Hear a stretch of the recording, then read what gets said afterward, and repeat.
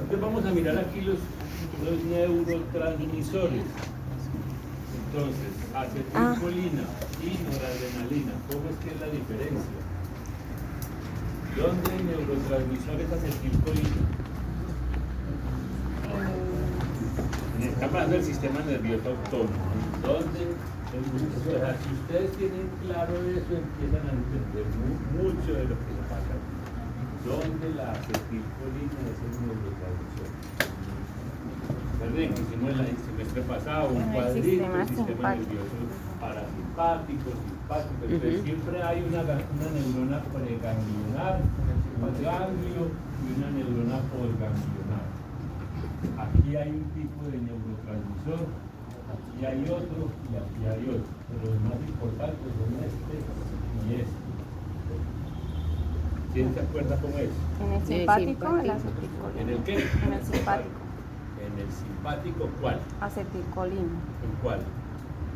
Tengo que preguntarle cuál. ¿Pre? En la pre. No, en la pre. Y en la post. post. Me está diciendo que en el simpático, no estoy diciendo que eso sea cierto. En la pre. En el simpático, está ya leyendo.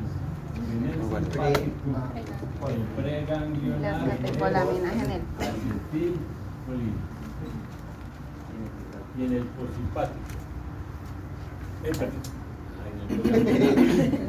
En el postganglionar. Catecolamina. Las catecolaminas. Son catecolaminas. ¿Qué son cuáles? Epinefrina, dopamina y dopamina. Y en cambio en el parasimpático, ¿cómo es? No, pero sin leer, En el parasimpático, la acetilcolina tanto pre como postganglionares. Eso es fácil de aprender si ustedes le colocan la lógica. El neurotransmisor del sistema nervioso autónomo es el acetilcolina, excepto en la postganglionar simpática, que son las catecolaminas. Si lo ven así, se lo pueden aprender más fácil. ¿Sí? Porque miren, aquí es acetilcolina, o sea que predomina la acetilcolina, excepto en el postganglionar simpático, que son las catecolaminas. ¿Sí? ¿Por qué es importante eso? Porque eso es lo que va a servir para uno entender cuáles son los efectos de si se estimula este o se estimula este, si es pre o si es post. La vez pasada hicimos el repaso de cómo es que funcionan los neurotransmisores. Entonces ahí dice, acetilcolina está en todas las neuronas preganglionares, se llaman colinérgicas. Las neuronas parasimpáticas postganglionares también son colinérgicas, que es lo que acabamos de ver ahí. Y tienen, ya esto es otro tema, los receptores. Las neuronas simpáticas postganglionares son principalmente noradrenérgicas, catecolamina. Otro neurotransmisor que actúa en interacciones es el sistema nervioso entérico y el simpático y parasimpático. Hay otros que también actúan. Por eso estamos hablando del sistema nervioso simpático, porque neurotransmisores son muchos los que hay en el sistema nervioso. ¿Cierto? Entérico hace parte de acá del sistema nervioso entérico, tiene unas diferencias. ¿Cierto? La 5 la teta y la dopamina y el GABA. ¿Qué son estos? Otros neurotransmisores. Hay una subdivisión del sistema nervioso que depende de la neurotransmisión que libera sus terminales no colinérgicas y no enérgicas para complicar la cosa. Pero eso no es lo más importante.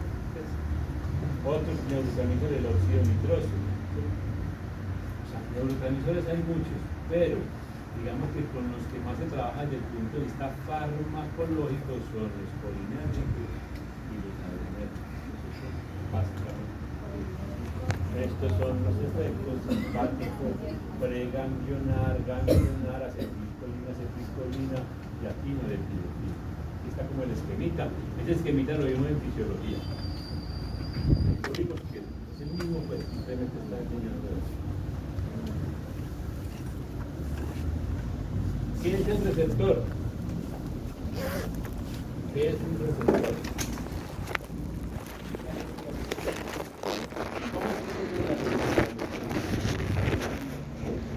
¿Cómo se hace la neurotransmisión? Neuro, el sistema nervioso, transmisión. Porque recuerden que hay transmisión por estímulos eléctricos también, en el sistema nervioso y en todo el cuerpo. Pero hay unas áreas del sistema nervioso que específicamente trabajan con neurotransmisores. Entonces se ha ido descubriendo y eso ha permitido descubrir qué es lo que pasa en un momento determinado en una enfermedad. Bueno, entonces, ¿cuáles son los grupos? ¿Qué es un receptor? Para que podamos hablar de los receptores. ¿Qué es un receptor? ¿Quién me dibuja cómo se imagina un receptor? ¿Cómo es que funciona eso? El que espera la información. Alguien que recibe. ¿Y qué recibe? Información, estímulo. Pero no. Química, ¿no? Entonces miremos bien. Vamos a entender esto. Yo puedo hacerlo como yo creo que sería. Como yo creo, no sé. Ay, no. Sería como, o sea, yo pienso que sería como algo así. Este sería, y aquí sería un receptor. Va a recibir algo, y aquí puede ser lo que va a recibir. Que podría ser un estímulo, una sustancia, o lo que me come. Sí, pues está Así bien. fue. Es lo que nos toca complementarlo, pero eso es así. ¿Ves? Pero ¿cómo es la dinámica general? Acá antes hay unas vesículas. Unas vesículas son como unas bombitas. En esas bombitas se almacena el neurotransmisor. Está ahí almacenado. Está almacenado y llega un estímulo. O sea, en el sistema nervioso se combinan estímulos nerviosos, eléctricos con estímulos de sustancias, o sea, con neurotransmisión. Entonces llega ese estímulo y hace que esta vesícula aquí se rompa.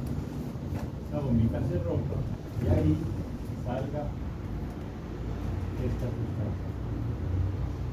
O sea, se libera ahí. Ustedes ahorita podemos salir, vamos que esto más abajo para poder tener. Entonces, esta es lo que se llama la neurona.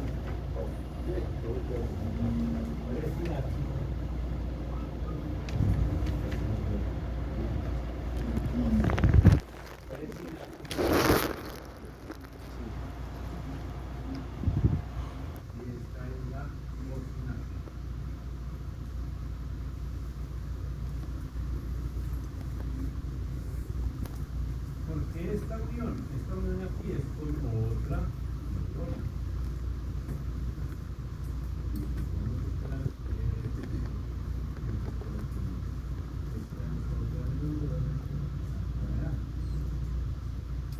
Entonces, esto es presináptico, antes de esto es sináptico, y este que está lo que dibujamos aquí es la sinapsis. Sinapsis es el sitio donde se juntan dos neuronas, una con otra. Se comunican, acuérdense que las neuronas tienen cuerpo, tienen dendritas.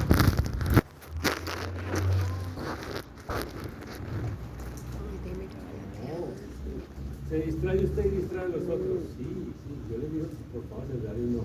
Están grabando, se pueden compartir la grabación, esto está en el aula. ¿Para qué?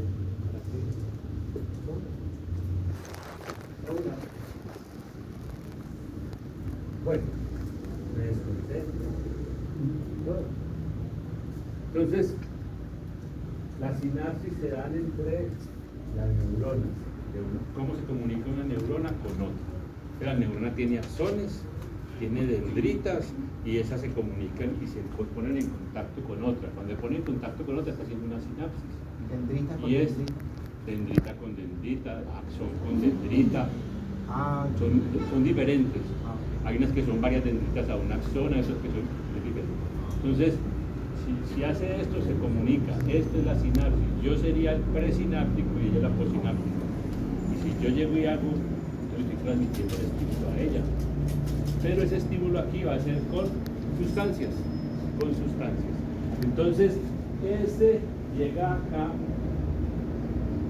Tiene que ser que donde se libere esta sustancia exista el receptor para ella, porque los receptores no son para cualquiera, son específicos para las sustancias. Ahorita vamos a ver que son una cantidad de receptores específicos. O sea que si aquí tenemos, vamos a colocar para que nos quede entendible que este receptor es así, se tiene color rojo para que reciba esos rojos. Pero si tenemos otro receptor que es azul, pues si la sustancia cae en roja, aquí no pasa nada. Esta sustancia no se va a ir a pegar aquí, ya se pega aquí. Y siempre y cuando el receptor esté disponible, porque el receptor puede estar ocupado. Si el receptor está ya ocupado, por mucho que se libere aquí, no va a haber dónde llegar. O si no hay receptor, pues tampoco. O si no hay receptor para esa sustancia.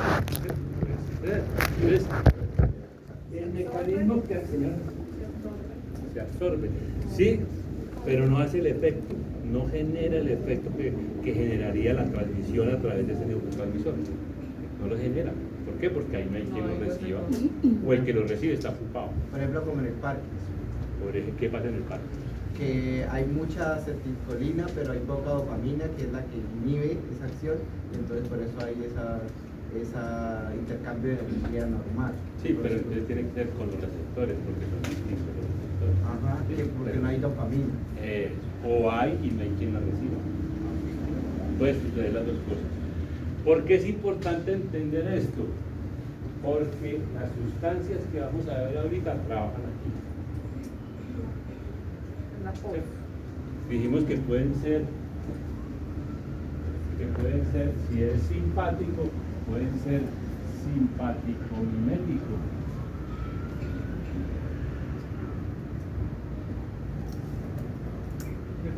O puede ser simpático-lítico.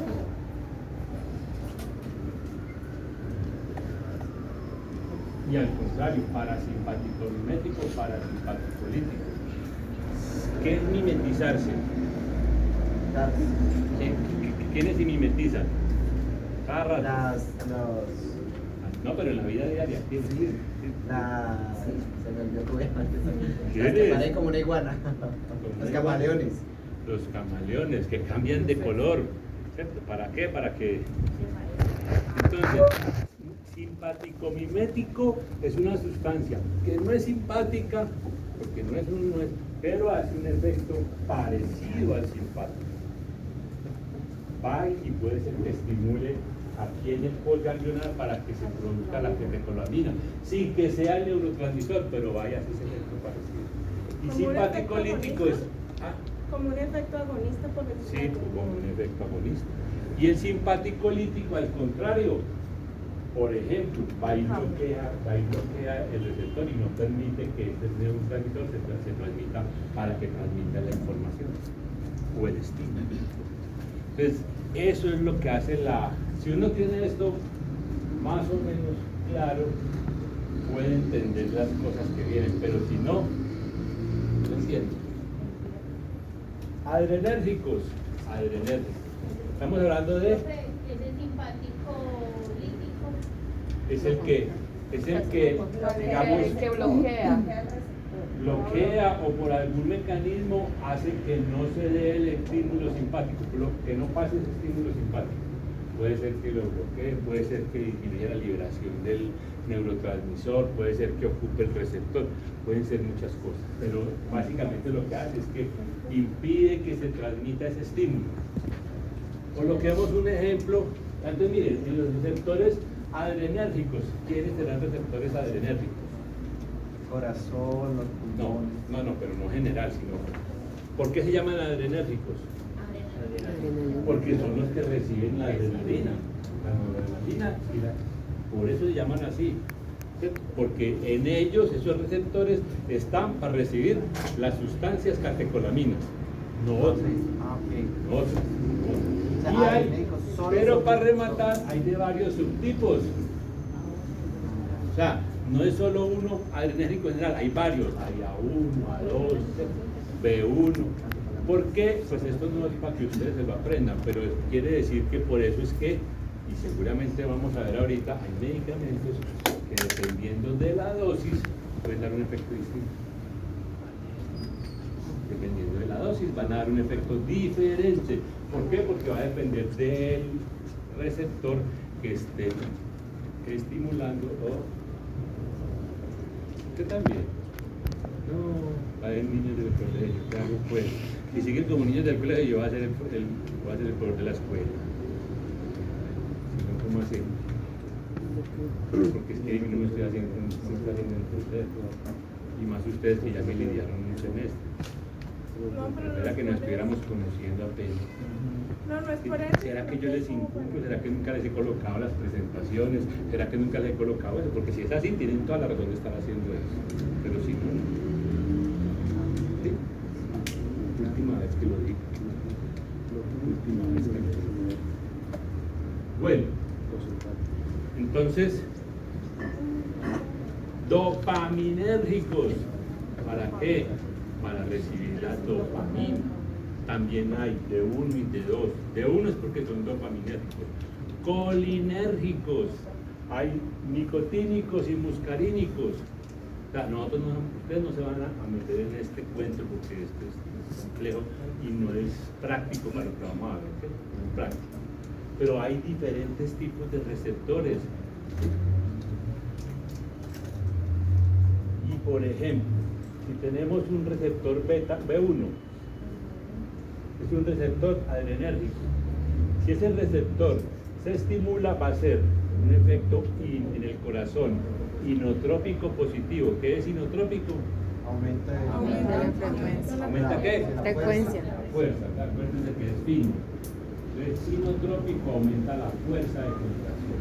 Y un efecto cronotrópico positivo. la frecuencia. La frecuencia.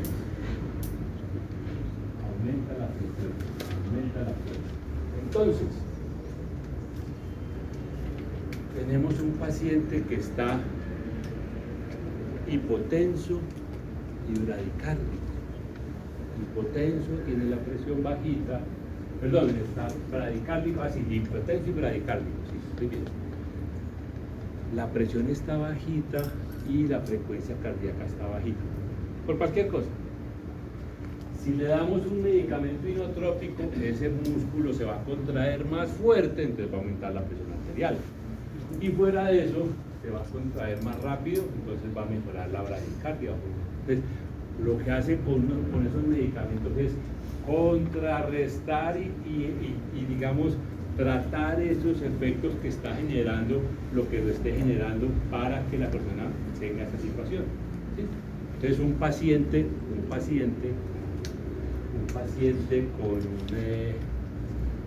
con un shock anafiláctico. ¿Qué es eso?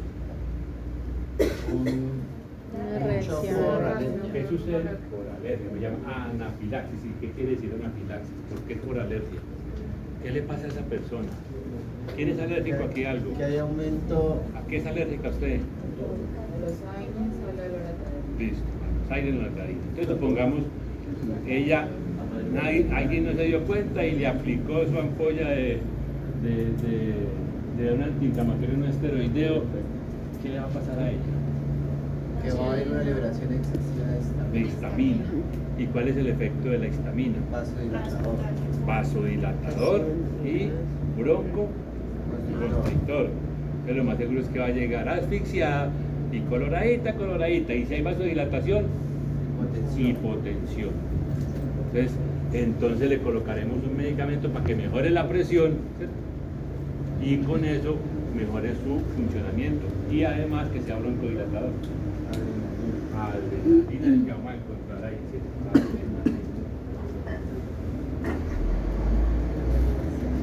Un A1, receptor adrenérgico, vasoconstricción la disminuye y aumenta la resistencia vascular periférica. ¿Qué disminuye? No, Aumenta la vasoconstricción y por lo tanto aumenta la resistencia vascular periférica. Claro, si no puede ser, sería lo contrario. ¿Cómo se maneja eso con el tensión? Entonces miren los receptores que hay y cuáles son los efectos que tienen. Esto primero tienen que aprender. Entonces eso debería llevar la estudiante. Pues la fecha la estoy diciendo yo, no aprende. Apunte ahí, no aprender. Por si lo va a aprender, No, ya porque es sepa que no va a tiene aprender. razón de ser, pues, para que ustedes aprendan esto. Me imagino yo que quien esté frecuentemente utilizando este tipo de medicamentos va a tener que leer para entender cuáles son las reacciones benéficas o adversas que puede tener el medicamento que le esté aplicando, dependiendo de lo que le estemos aplicando y dependiendo de la dosis. Porque muchos medicamentos, vamos a ver ahorita, que esos medicamentos, la mayoría son de muy corta vida media, minutos, o sea, quiere decir que lo aplican y a los 2 minutos ya se gastó lo que se aplicó. Por eso es que se utilizan infusiones continuas. Entonces miren, adrenérgicos A1, A2, B1, B2, B3, D1, todos estos son adrenérgicos y todos tienen un efecto diferente, algunos parecidos, otros diferentes. Entonces, los medicamentos, insisto, los medicamentos, ellos no hacen nada nuevo. Los medicamentos no generan efectos diferentes a los que ya suceden en el organismo. O favorecen un efecto o lo bloquean, pero ellos no lleguen y hagan una cosa distinta, actúan sobre lo que funciona en el organismo. ¿Listo? Entonces ya tenemos más o menos entendido cómo es el tema, ¿cierto? Y miren los parasimpáticos o colinérgicos, ¿cierto? Aquí están, estos son nicotínico, muscarínico 1, 2, 3, y cuáles son los efectos que hacen sobre las diferentes áreas. Por ejemplo, en el corazón, disminución de la frecuencia cardíaca, disminución de la contractilidad y de la conducción, bradicardia. Aquí vamos a encontrar, por ejemplo, unos medicamentos que se conocen, que usted no conoce mucho, ¿cierto? ¿Cuáles son esos beta-bloqueadores? El Metoprolol. salbutamol. Beta-bloqueador. Metoprolol. Metoprolol, Ujú. bisoprolol, Propanolol. propanolol. Ustedes siempre que van a escuchar a un paciente que le coloca eso, pues le va a dar bradicardia, hay que estar pendiente porque si se le baja mucho también puede ser peligroso, pero va a tener bradicardia. Y si disminuye la fuerza de contracción, entonces también va a producir hipotensión. Por eso se utilizan como hipotensor, por ejemplo, algunos de esos. El propanolol, por ejemplo, La betalol. la betalol, hay varios que se utilizaron inicialmente solamente como hipotensores, ¿cierto? Bueno, entonces no hay necesidad que yo no les voy a preguntar, dígame cuál es el muscarínico M1 y su efecto, no. Hay muchos puntos de acción donde actúa un fármaco autonómico, incluyendo los centros del sistema nervioso, ganglios, terminales nerviosas, postganglionares, receptores de células efectoras, y se consideran 2 grupos, colinérgicos y adrenérgicos. Estamos aquí viendo lo mismo que acabamos de hablar. Y los colinérgicos pueden ser agonistas o antagonistas. Y lo mismo sucede con los adrenérgicos. Entonces, quien sea agonista va a favorecer ese efecto. Porque ayuda. Ese efecto que necesitamos adrenérgico, como por ejemplo mejorar la fuerza de contracción, mejorar la presión arterial. Y los antagonistas pues lo van a bloquear. Si queremos manejar, por ejemplo, la presión arterial y colocamos uno que sea antagonista adrenérgico, podemos entonces mejorar. Este sí es bueno que aunque el examen va a estar más que todo en lo que vamos a ver. Bueno, este aquí sí ya está el meollo del asunto. Colinérgicos. O sea, acetilcolinérgicos. Y otros llaman adrenérgicos. Y hay otros que llaman dopaminérgicos. ¿Cierto? Colinérgicos. Acción directa, pilocarpina. Pilocarpina, ¿quién ha oído la pilocarpina? Gotas para los ojos, pilocarpina. Acción directa, indirecta, perdón, neostigmina, prostigmina. ¿Dónde han visto utilizar la neostigmina? Para relajantes musculares. Relajante muscular en pacientes que estén intoxicados con ese tipo de sustancias. Antagonistas, la atropina. ¿Cómo y cuándo se utiliza la atropina? ¿Dónde? En una bradicardia. En la medicación preanestésica, ¿cierto? Normalmente al paciente le colocan la ampollita de atropina antes de salir para el quirófano, sí, claro. Eso disminuye La secreción. disminuye las secreciones Ujú. a nivel del árbol traqueobronquial, ¿cierto?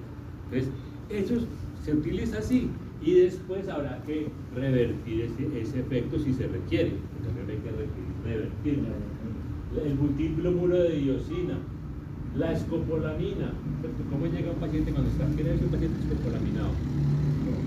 No. ¿Cómo llegó? Pues Que se acuerde. somnoliento, pálido, hipotenso, inconsciente, sí, con resequedad. Bueno, no, esta se llega al contrario. Cialorrea. Cialorrea, ajá. Cialorrea. Entonces, esa escopolamina que le dan a esa persona la hacen, ¿por qué se la dan? ¿Por qué? ¿Cuál es el efecto que buscan cuando la escopolamina? Que pierda la conciencia, No les interesa que pierda la conciencia. que no se acuerde. Uno, pierde la capacidad de la voluntad. Entonces por eso lo llevan, caminen, y casi siempre van otro acompañándolo. Van, camine al cajero, saque la plata, démela, tranquilo, no se preocupe. Además de que tiene esa abolición de la voluntad, no se acuerda. Entonces cuando usted le pregunta, él no se acuerda. Normalmente la escopolamina casi que tenía que ser ingerida, pero la gente no se acuerda cuando se la dieron. Entonces por eso dicen, no, yo no, a mí alguien me tocó y me hizo así, y entonces después de eso, no, lo más probable es que no haya sido así, ingerida. Hubo casos en que pescaban a unas, o detectaron unas bandas donde eran mujeres, jóvenes, bonitas, tías, claro, que le cogían al hombre y entonces lo convencían y cuando ya lo tenían le daban un peso y a través del peso le transmitían la escopolamina. Los amigos tenían que estar cerquita porque ella también se emborrachaba, también le daba su panaduz. Pero llegar a hacer eso, ¿para qué? Para pasarlo vía oral y ahí ya el otro quedaba no, rendido a sus pies, no llevaba encarado porque anisotropina, todos estos son los antiespasmódicos no anticolinérgicos. ¿Qué es la multibromuro de diosina? ¿Qué es eso? Multibromuro de diosina, ¿cómo se conoce? Buscapina. Buscapina. ¿Y la buscapina es para qué? Un Para antiespasmódico. ¿cierto? Ajá. Y entonces, ¿eso qué hace? Pues bloquea. Pero también aumenta la frecuencia. Sí. Ajá. ¿Para qué? Colinérgicos, antagonistas. Sí, también. Entonces, todos estos efectos están asociados con la acción que hace ese tipo de sustancia frente a estos receptores. Frente a esos receptores. ¿Listo? Bueno, bloqueadores ganglionares, hay unos que actúan sobre los ganglios, estos. Aquí están, la succinilcolina, que es un despolarizante. ¿Para qué utilizan eso? Relajante Para muscular. al paciente. ¿Sí? Y si se les va la mano, se muere relajado, ¿sí? Nadie da cuenta que murió. Eso es. Y los no despolarizantes, atracurios y percurios, tienen el mismo efecto. Listo. Adrenérgicos, los más conocidos. Dopamina, norepinefrina, epinefrina, también está la dobutamina. Y hay otros que son no catecolaminas, que uno dice, no, me dice, a ver, fenilefrina, nafasolina, tetrahidrosolina, oximetazolina, congestionantes nasales o conjuntivales, para que tiene conjuntivitis alérgica, para que tiene rinitis alérgica, que aquí está toda hora secretando moco, entonces se le dan estas sustancias. Las anfetaminas, ¿por qué son famosas las anfetaminas? ¿Qué es una anfetamina? Es un estimulante y lo que hacía era disminuir el apetito. El apetito. Entonces la gente lo utilizaba para bajar de peso, pero muchos terminaban complicados. porque tiene muchos otros efectos. La clonidina, la metildopa, alfa-metildopa, ¿qué? Para el paro. ¿A qué? Sí, últimamente, pero originalmente antihipertensivo. ¿Sí? Antihipertensivo, el alfa-metildopa utilizada como un medicamento antihipertensivo. ¿Sí? Porque además, a pesar de que es adrenérgico alfa y ese adrenérgico alfa produce vasodilatación. Entonces, mire, sí, esa pues. Por eso es que es tan importante conocer que es, porque no todo, el receptor puede dar diferente tipo de receptor que se estimule ese bloqueo puede dar diferente efecto. Ahorita vamos además de eso. Los broncodilatadores, agonistas adrenérgicos beta. Aquí están, albuterol, y son todos, salbutamol.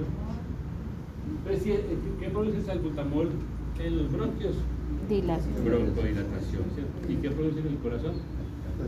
Taquicardia. Entonces uno tiene que estar dando que no se vaya a acelerarle mucho el corazón porque le puede generar, si es una paciente que tenga, por ejemplo, una angina, pues se la puede exacerbar, le puede inclusive llegar a generar el infarto. ¿Sí? Hay que tener cuidado. Lo mismo que la terbutalina, parecida. Uteroinhibidores, señor. Cuando un paciente, por ejemplo, que tiene La terbutalina me encanta. hipercalemia, Hipercalemia. ¿Qué es la hipercalemia? que el aumento de potasio, El potasio. le mandan a hacer nebulizaciones con salbutamol, ¿sí? Para que disminuya el potasio. No. No sé, pues Sí. no tengo Esto ese. es- Puede ser, pero no sabría por qué. Yo no sé. Ahí sí no sé, para que disminuya el potasio. Bueno, listo. Antagonistas adrenérgicos, los más comunes, los antihipertensivos. Porque si el adrenérgico produce vasoconstricción, pues el que lo antagonice va a evitar esa vasoconstricción y va a disminuir la presión arterial. ¿Listo? En este cuadrito sí hay que detenerse. Mucho de aquí en adelante es donde hay que detenerse más. Vamos a estar orientados a medicamentos. O sea, lo otro fue un repaso a entender, pero la orientación va a ser de la prueba de la farmacología. Catecolaminas, sustancias que contienen con su estructura un grupo catecol y una cadena amina, por eso se llama catecolaminas. Y pueden funcionar en nuestro organismo como hormonas o como neurotransmisores. Básicamente, más que todo, utilizamos como neurotransmisores. Está indicado, vea, shock, cualquier tipo de shock. ¿Por qué? ¿Por qué? ¿Por qué será que está indicado en el shock? Porque hace Vasoconstricción y aumenta la fuerza de contracción. Pues, sinotrópico positivo, entonces favorece esa, y además es cronotrópico positivo también. O sea, fortalece toda la actividad del corazón y los vasos para que circule mejor la sangre. En un paciente que está en shock hay una disminución, ya sea por hipovolemia, ya sea por vasodilatación, que hay una disminución en el riego sanguíneo de los tejidos. No llega suficiente sangre a los riñones, no llega suficiente sangre al cerebro, entonces eso es lo que hay que corregir. En la falla cardíaca, ¿qué es la falla cardíaca? ¿Qué entienden ustedes? El paciente tiene falla cardíaca, ¿qué le pasará? Tiene una fracción de eyección. Hipotenso, hipertenso, taquicárdico, o tiene Hipotenso, insuficiencia. hipertenso, a ver. El corazón sufre un esfuerzo. Pero ¿cómo es el...? A ver, a mí me gusta como siempre la lógica. ¿Qué es lo que sucede? Cuando vimos el corazón, yo creo que lo voy a decir de eso, porque quiero un poquito de eso. Si el corazón está sometido a un sobreesfuerzo, él trata de compensar. Un paciente hipertenso.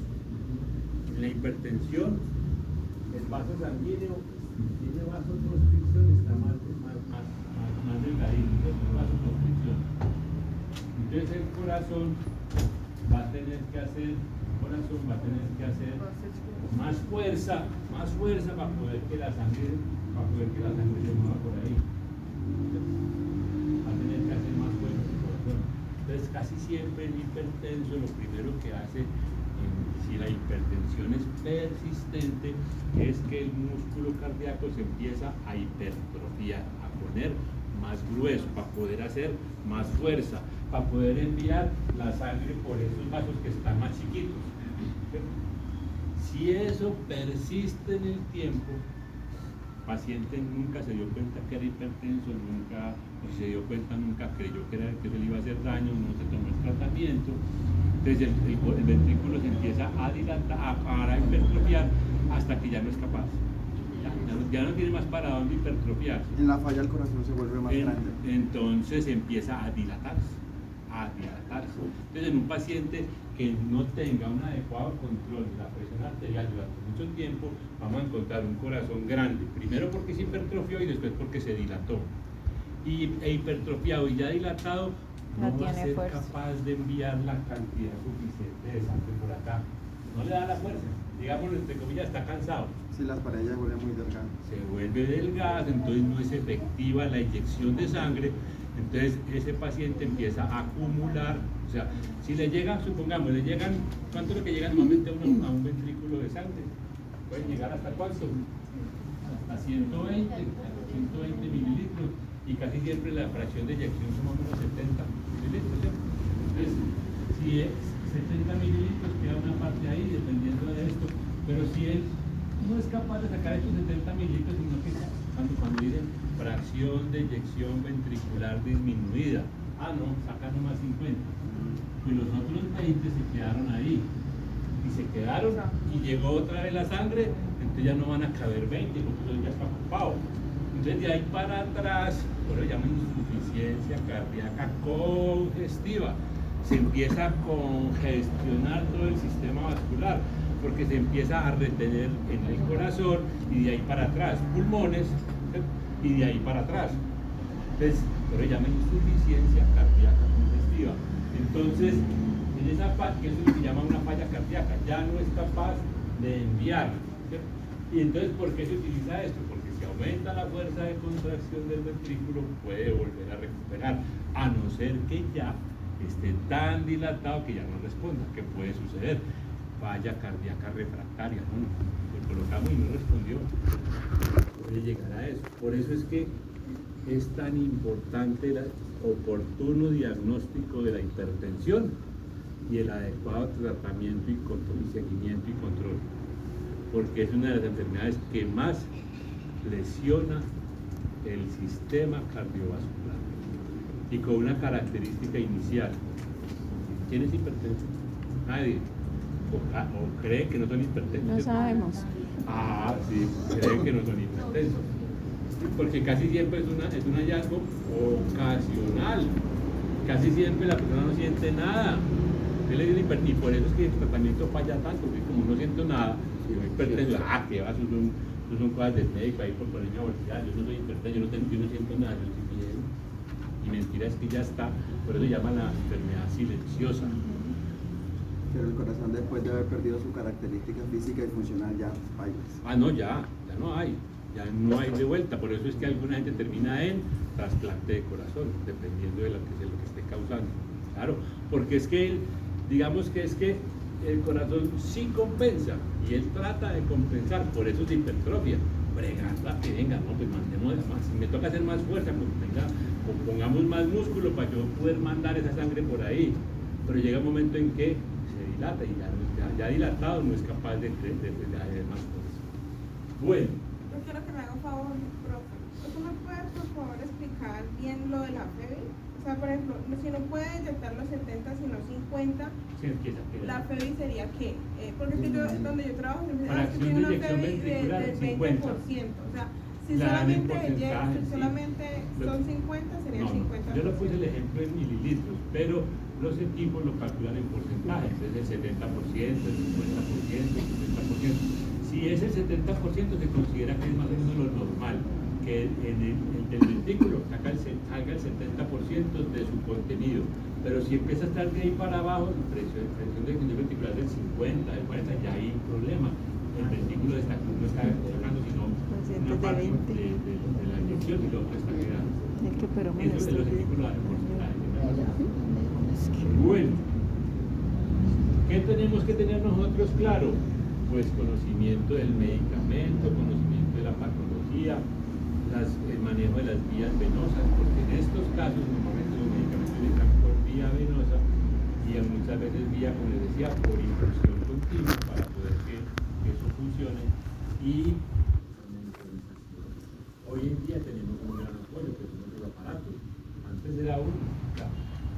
ustedes dicen que de estudiantes les toca hacer una cantidad de cosas.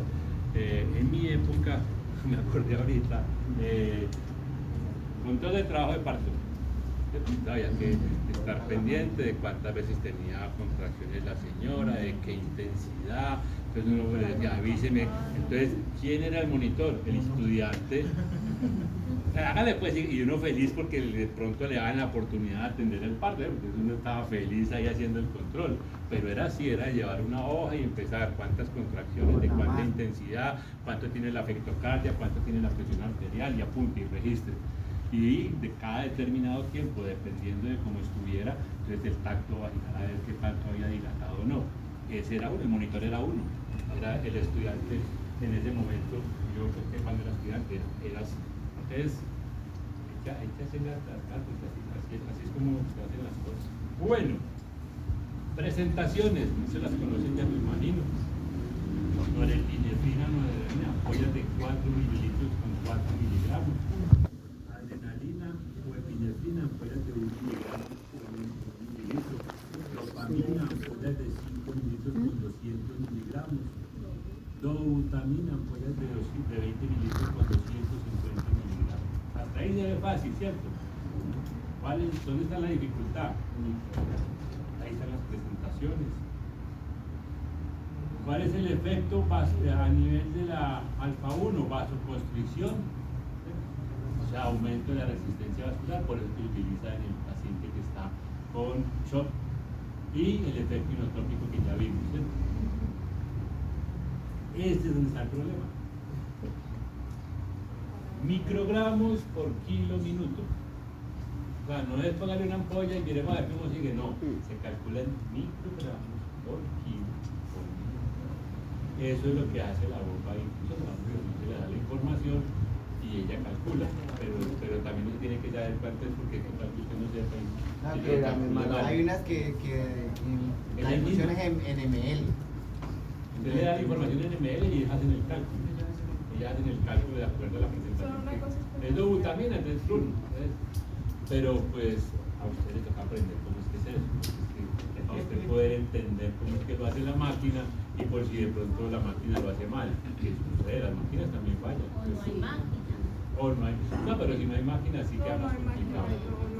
Porque para usted controlar esa infusión continua sin pues antes se hacía, pero hoy en día en donde utilicen medicamento hay que tener la bomba de infusión. Con Si dialaflor. no, se va a ver a San Pedro. Lo vamos a poner a pasar. A San Pedro. Ponerlo a pasar con dialaflor. ¿Ponerlo qué? Dialaflor. ¿Qué es eso? Eso es una cosita que usted le conecta al macro en los niveles 1A, y si no hay bomba de infusión, ese dialaflor es una cosita que usted le, digamos, usted lo quiere poner a pasar a 20, usted le da la rosquita a 20, y según eso no pasa a 20, pero eso de tapa, eso de todo le pasa. Eso es. Pero tiene razón, o sea, depende de donde usted esté, tiene que trabajar con lo que haya. Eso es cierto, claro. Porque no puede dejar que el paciente muera, pues que porque. Me lo pone 20 y eso pasa. Señor, eso es lo que hay. LQH, ¿cierto? LQH, lo que hay. ¿Cómo va a trabajar el LQH? Bueno, aquí están los diferentes tipos de shock y cuáles son como las características. Vean, si el shock es hipovolémico, normalmente y cardiogénico o distributivo, no, porque se puede para acá. Distributivo es cuál, donde hay vasodilatación, como en la anafilaxia o en el neurogénico. Ahí no hay pérdida de sangre, se está redistribuyendo por el efecto vasodilatador.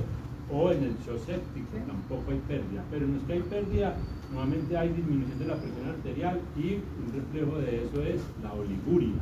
¿Por qué? ¿Por qué? ¿Qué es oliguria? Disminución de la orina. Disminución de la orina. ¿Y por qué sucede? Porque no hay volumen. Pero no, un poquito más desmenuzada esa respuesta. Porque no hay suficiente irrigación hacia la arteria ¿De quién? Va bien. Siga. de la nefrona. Eso, el riñón es el que se encarga de regular. Pero entonces eso es un efecto que el riñón genera para proteger, porque hay poquita sangre. No elimina líquidos para poder que haya volumen en el cuerpo. Para poder compensar.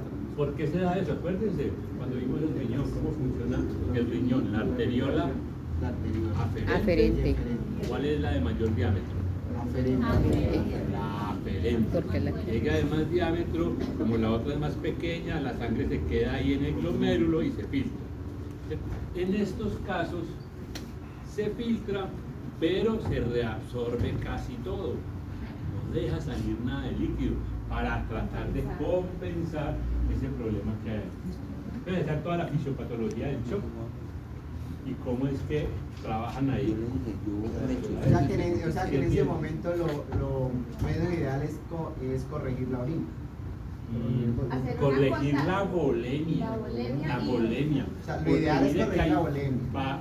O hay baja volemia o el corazón no está bombeando adecuadamente en el cardiogénico, y aquí si no, eso no tiene tanta influencia, porque aquí hay que retomar lo que está por allá, porque esto es por vasodilatación.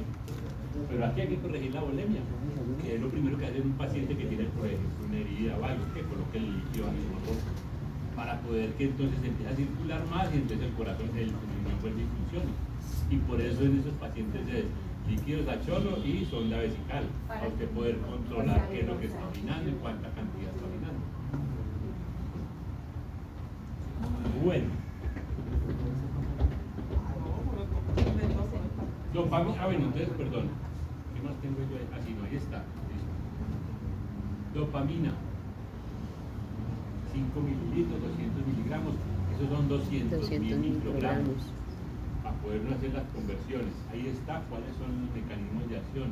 Inotrópicos, ya sabemos, ¿cierto? Esto sí no lo van a pasar derecho. Vale, no derecho, pero para el cerebro. Aumenta la fuerza de contracción del miocardio, incrementa la frecuencia cardíaca. Ya vimos todos esos efectos. Estamos diciendo ahí todos los efectos que tiene. Ahí está un ejemplo de esa presentación. Vida media, 2 minutos. En todos estos medicamentos, 2 minutos. Mecanismo de acción. Por Mecanismo de eso es acción. que hay que estar continuamente colocando la dosis, porque ella se elimina muy rápido. Mecanismo de acción, entonces, miren que esta es la que tiene efectos de acuerdo a la dosificación. Si se da hasta 4 microgramos por kilo minuto, produce vasodilatación. Si se da de 5 a 10, es inotrópico y cronotrópico. Si se da de 10 a 20, produce vasoconstricción, lo contrario. Entonces usted con un paciente que necesite vasoconstricción no lo puede colocar en 4 microgramos por kilo minuto, porque le va a generar una vasodilatación, lo va a poner más mal. Aquí sí está, como les digo, el meollo. Bueno, cada una está ahí. ¿Cuáles son las indicaciones? Ya dijimos: falla cardíaca, shock hipovolémico, ¿sí? Shock cardiogénico, shock distributivo. Consideraciones de enfermería: pues primero, quien está en esas áreas debe conocer ese medicamento, conocer muy bien la presentación, conocer cuáles son los efectos adversos que puede tener, porque en un momento determinado habrá que saber qué hacer si el paciente, porque el paciente puede, recuerden que hay enfermos y no enfermedades. O sea, esto es reaccionar distinto. Hay que estar pendiente del paciente, porque puede que un paciente haga una respuesta que uno no espera ante un medicamento, que uno espera una respuesta y él haga otra. ¿Por qué? Porque él es así. Entonces hay que tener cuidado con eso. La monitorización, la vía venosa casi siempre, pues que sea casi siempre el paciente tiene vía venosa central para poder hacer intervenciones rápidas de acuerdo a lo que suceda. Articular la dosis de acuerdo a la respuesta, corregir o mantener la volemia. Nada nos ganamos con darle un inotrópico si no hay volemia circulando. Nada, no haremos nada. Sí, se contrae muy duro, pero no hay que mover. No hay sangre para mover. ¿Sí? Identificar o corregir hipercapnia, acidosis, todas esas cosas que pueden suceder. ¿Listo? Bueno, ahí está cada uno. La dosis máxima, 20 microgramos por kilo minuto. Esa es la dosis máxima. Quiere decir que si usted si calcula una dosis mayor, puede empezar a tener efectos adversos complejos.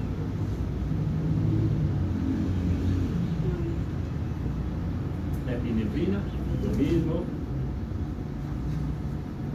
De 0 a 5 a 1 aumenta la inotropia, o sea, la fuerza de contracción y el gasto cardíaco. De un miligramo, de 0 a 3 a 0,5 produce, se utiliza para las alergias y la anafilaxia y el estatus asmático, que son muy frecuentes. es muy frecuente en este caso.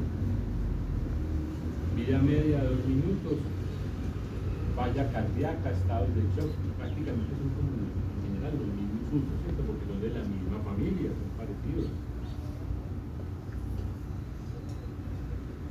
Las consideraciones de enfermería no varían tampoco mucho.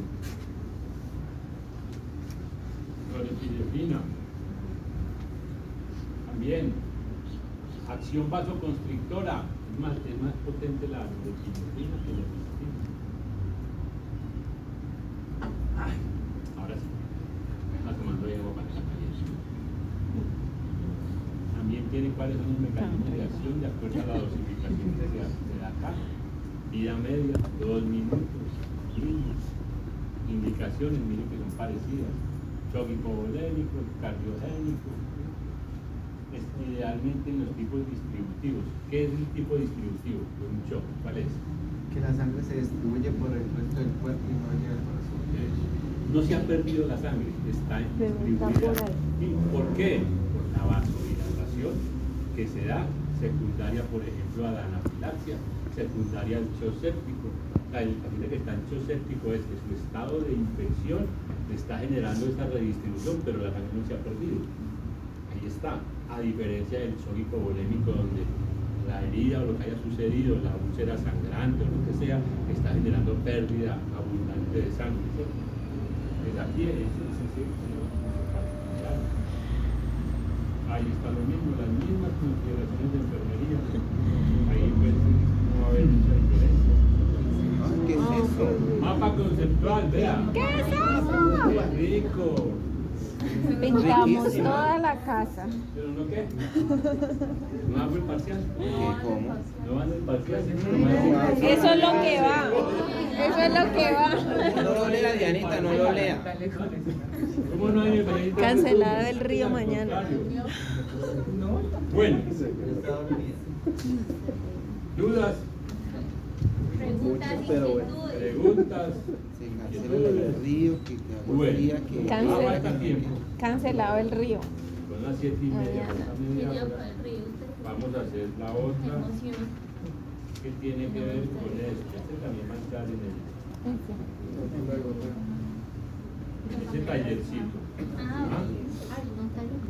¿Hoy? Pues, para que ustedes ¿Ya? vamos a ver una parte, ustedes lo van a desarrollar y de ahí van a salir preguntas.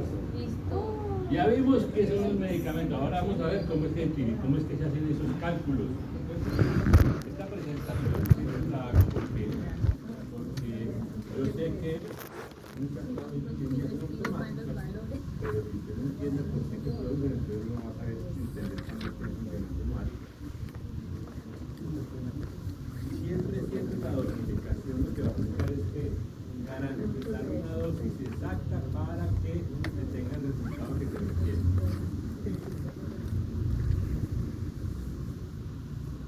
Ustedes, yo sé que ustedes todos más o menos ya manejan este tema, pero si ustedes no son auxiliares de enfermería, pues sí habría que hacer mucho énfasis en que una cosa es diluir en o hasta, esa es la diferencia. Diluir en 10 mililitros o diluir hasta 10 mililitros son cosas distintas. Y si usted no tiene eso claro y usted dice diluya hasta y usted diluye en 10, la concentración le varía.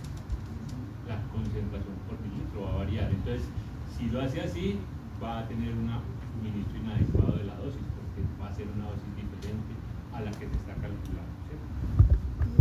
Ahí está el ejemplo de pues, cómo es de constituir hasta. Y la diferencia si usted lo hace con otra forma. Tener muy claras las medidas, qué es un mililitro, qué es un litro, qué es un gramo y sus equivalencias. ¿Ustedes cómo identifican desde el punto de vista de volumen un mililitro? ¿A cuánto es igual un mililitro? ¿A un qué? A un cc. Un centímetro cúbico. O sea, las medidas de volumen son metros cúbicos. Un metro cúbico entonces está dividido, se va dividiendo hasta que llega a ser en centímetros.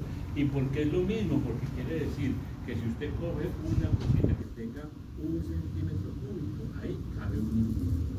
Por eso es que es igual. Usted va a coger, lo llena, cabe 1 mililitro.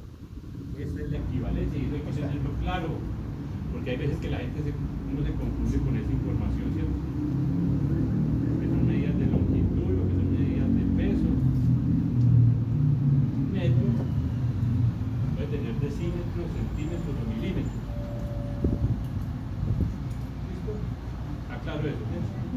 Lo mismo que un litro. Puede tener decilitros, centilitros o mililitros. Mililitro, la milésima parte de un litro. Y en peso, pues también hay decigramos, centigramos, miligramos. Uno diría que miligramos es la más pequeña, pero acuérdense que vamos a ir a microgramos, que es la milésima parte de un miligramo. Esta es una tabla donde está más o menos como las equivalencias grandes. Si usted tiene una tonelada tiene 1 millón de gramos. Y 1 millón de gramos equivale a 1 metro cúbico. Y 1 metro cúbico son 1 millón de centímetros cúbicos. ¿Vale? Ahí están las equivalencias más comunes, ¿cierto? Que existen. Tendríamos que saber cómo convertir gramos a miligramos y microgramos. Cómo convertir litros a mililitros, cómo manejar los porcentajes y las proporciones, las razones, porque a usted le van a decir, o ustedes para calcularlo pueden tener que utilizar una regla de 3, ¿cierto? No. ¿Cuándo? ¿Cuándo ustedes quieren utilizar reglas de 3, por ejemplo? Para hacer conversión. ¿En qué caso? Demos un ejemplo diario. Pero no, un gramo sí, pero digamos en qué actividad común. ¿Para quiénes? Pediátricos. Pediátricos. ¿Por qué pediátricos? Los más representativos de los generales. ¿Por qué?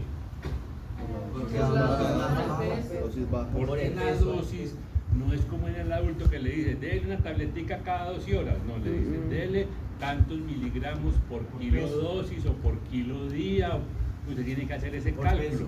Si esta persona, si este niño que tiene tanta edad pesa 10 kilos y hay que darle tanto por cada kilo, entonces ¿cuánto le voy a dar? En la pediatría es de todos los días. En los adultos son en estos medicamentos que son de dosificación más regular, como esos que acabamos de hablar, todos donde los efectos son tan variables de acuerdo a la dosificación. Entonces, calcular goteos, calcular dosis, es lo que está aquí. ¿Qué hay que tener en cuenta? Esos factores. ¿Venga, no visto esto alguna vez o no? ¿Con quién? Con John Jairo. En esta prueba vamos a repasar eso.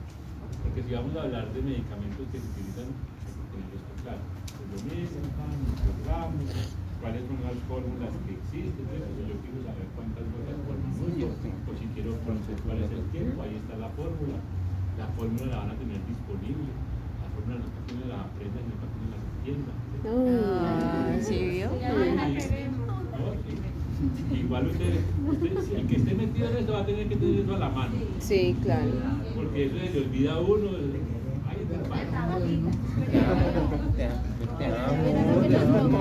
Todo lo que sufre. Quiero saber las gotas por minuto, debo saber cuál es la cantidad de la solución, 500 mililitros. ¿Cuál es el equipo? Aquí dice que macrogotero y el gol. Y tengo que saber cuáles son las horas y eso lo multiplico por 60. 4 horas es 4 por 60 y ahí da las 20,8. En términos prácticos, ¿son cuántas? 20,8 gotas por minuto. 21. 21 gotas. 21. Casi le va a caer más rápido. Unos minuticos más rápido.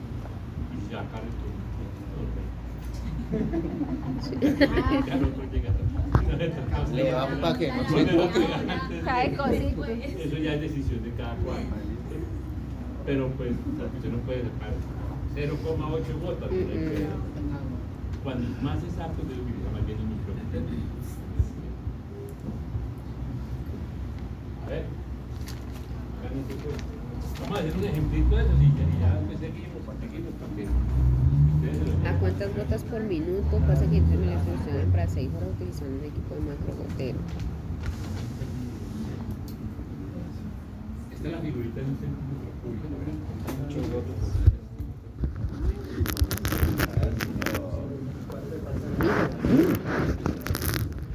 Parecido. Bueno, estoy cambiando el Yo tiempo. sí utilizo mi calculadora. 83. ¿Cuánto dio? 83. Que la gente puede manejar. Ahí ya le di el avance. 13.8. 13.8 gotas por minuto. 14. No, los computadores traen calculadora. Iba ahí y ahí aparece la calculadora. Pero si vamos a ver esa Ah, pero. el computador tiene calculadora, ¿sí o no? Ah, bueno, el computador. Ah, el diario. Ah, ya. Ah. Cuando yo oriento farmacología general, si no les debo de calculadora. Hagan cálculo. 13,8. Cuando yo doy farmacología general, que tengo este primer de Gloria a Dios es específica. hagan una hojita y hagan la división y hagan la multiplicación. Te amamos, Bruno. En una no nos toca. Porque es que cuando usted hace eso, usted entiende de... ¿Ah? ¿Qué? Usted entiende por qué se genera...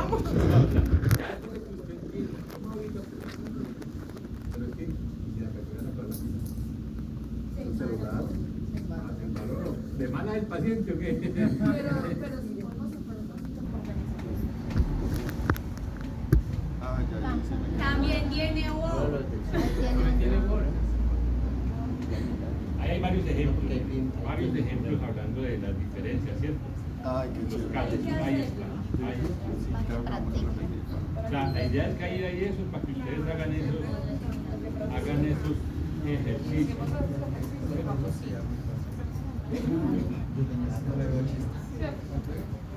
¿A qué hora entró? ¿Se acuerdan? En el aire que usted estaba haciendo en el parque. No. ¿Qué son esos? Monos o micos. Pero no escribo ¿Y que qué? papel tampoco. Bananos. Pero ahí hay un ¿Les gustan los bananos o no a los No micos? quiere que Dicen que un grupo de Pero no es lo científicos mismo, colocó no. unos monos en una... ¿Cómo hace eso? Y le colocaron una escalera con unas bananas allá arriba. ¿Qué creen que hicieron los monos? Tumbaron la escalera. No, la Primero que tumbaron. hacen es... Ay, esperen que se me fue. Uno lo tumbó. Ay, lo siento, tengo gripe. Ese subió a coger las bananas. Cuando él subió a coger los bananos a los otros, Se volvió a cortar. Y se murió. Mientras este subía a coger el banano, a estos le echaban agua. Listo. Entonces, ¿qué pasa después de eso? Para que no viera lo que estaba haciendo. Ninguno intentaba subir ya porque los otros lo agarraban a cascarlo y los van a emparamar. Entonces no lo dejaban subir. No lo dejaban subir. Y entonces las bananas ahí quieticas. Ninguno empezó a subir y dijo, no, ¿para qué se me agarra a cascar? Y después, ¿qué harían? Cambiaron uno de los monos por otro. Esto me mire que se pone ahí distintico, ¿cierto? Y ese que fue lo primero que hizo. Subió. Lo primero que hizo fue subirse a coger los bananos, ¿cierto? ¿Y qué pasó? Lo agarraron. Los otros empezaron a cascar. Pero él no sabía por qué. Pero ¿qué fueron haciendo? Los fueron sustituyendo todos. Ya lo último, todo el que se intentaba subir, el que llegaba nuevo, se intentaba subir, y los otros no le estaban echando agua. Pero no sabían por qué. No le estaban Pero ya echando no agua, sabían. porque al principio le echaban agua, pero ya después no. Simplemente ellos tenían Quedó el miedo. el recuerdo de eso. Ya tenían la constante de que los calcaban, que intentaran subir. A lo último eran 5 monos ya totalmente nuevos. Ninguno de esos había recibido agua, pero ninguno dejaba subir a los otros a comer sus bananas. estaban condicionados, como lo hace la religión. Sí, condicionados. Si fuese posible preguntar a alguno de ellos por qué le pegaban a quienes intentaban No subir la sabía. escalera, ¿cuál sería la respuesta? No sé. Porque así lo hicieron desde el inicio. Pero lo que viene lo que más nos Sí.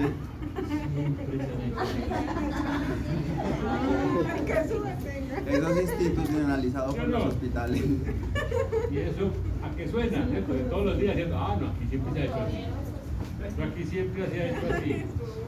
Y eso es lo que se llama, en el campo de la psicología se refiere a acepciones de ideas, pensamientos, creencias incorporadas generalmente durante nuestra primera etapa de vida que se aceptan como verdaderas o falsas sin ponerlas a prueba de un nuevo análisis. ¿Cómo se llama eso? Esa palabra, en una palabra.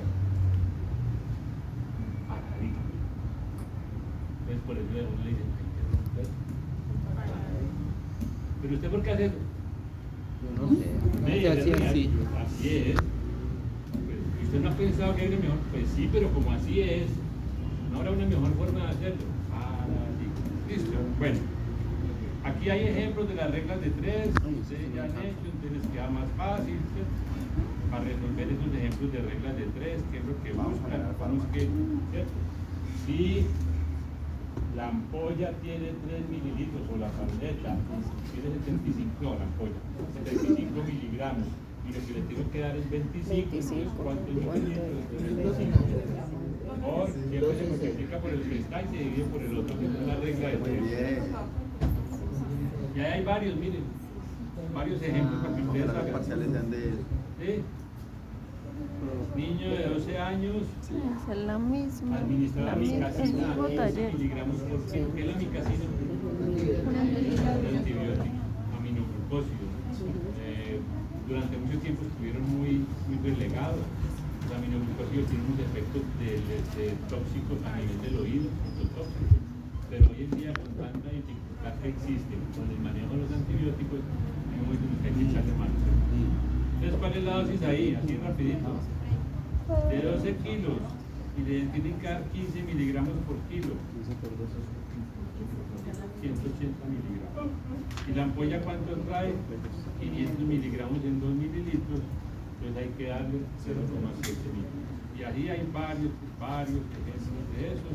Y los últimos, que son los que también deben tener mucho cuidado, son los que tienen que ver con... No, microgramos, kilo, minuto. Eso, vean. Pues le vamos a calcular los mililitros de acuerdo a los microgramos. Aquí está la información y igual ustedes hacen los cálculos. Es probable que salgan de estos así parecidos. Estas estrellas de aquí no son las que ustedes piensan. Entonces es para decir que estos 7 microgramos se sacan de aquí. Ahí está la información. A ver, ay, no. Ahí está de donde sale cada cosa. Didi, es lo mismo pero mejor desmenuzado. Que el hombre pesa 73 kilos. Por eso, más Que la desmenuzado. dopamina viene en ampollas de 5 miligramos, de 5 mililitros con 200 miligramos. Que la dosis que vamos a utilizar es 7 microgramos por kilo minuto. Y que va a coger 2 ampollas y las va a diluir hasta 500 mililitros. Entonces aquí hace el cálculo para saber cuántos mililitros por hora habrá que pasarle a ese paciente en esas condiciones. Ya hay otro ejemplo. Hasta ahí. Y Hasta ahí es el parcial entre 8. Hasta ahí es el parcial del dentro de 8 días hay parcial. No, Sí. es un repaso. Misha tiene 15 días.